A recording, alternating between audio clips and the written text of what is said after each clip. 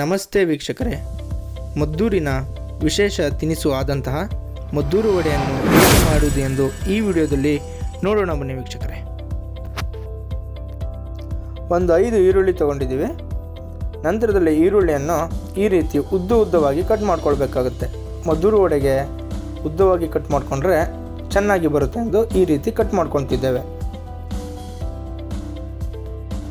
ಈರುಳ್ಳಿನ ನಾವು ಈ ರೀತಿ ಬಿಡಿಯಾಗಿ ಸಪ್ರೇಟ್ ಮಾಡ್ಕೋಬೇಕಾಗತ್ತೆ. ಯಾಕಂದರೆ ಮದ್ದೂರು ವಡೆ ಮಾಡಬೇಕಾದ್ರೆ ನಾವು ನಂತರದಲ್ಲಿ ಹಾಕುವಂತಹ ಪದಾರ್ಥಗಳು ಚೆನ್ನಾಗಿ ಮಿಶ್ರಣ ಆಗಬೇಕಂತೇಳಿ ಈ ರೀತಿ ಮಾಡ್ಕೊತೇವೆ.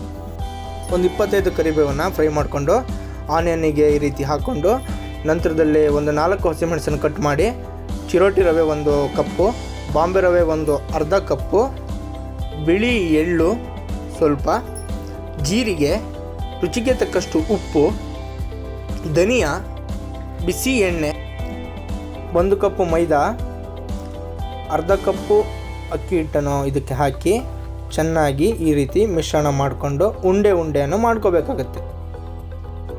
ಈ ರೀತಿ ಉಂಡೆ ಮಾಡಿಕೊಂಡು ನಂತರ ಅದಕ್ಕೆ ಮೈದಾ ಹಾಕಿ ಈ ರೀತಿ ಪ್ರೆಸ್ ಮಾಡ್ಕೋಬೇಕು.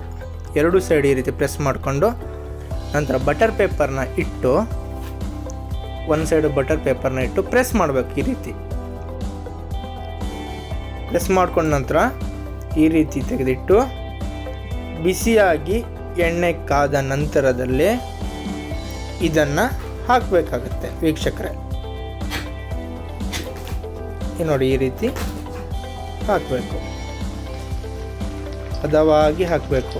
ಜಾಸ್ತಿ ಫ್ಲೇಮಲ್ಲಿ ಇಡಬಾರ್ದು, ಹದ ಫ್ಲೇಮಲ್ಲಿಟ್ಟು ಈ ರೀತಿ ರೋಸ್ಟ್ ಮಾಡಬೇಕು.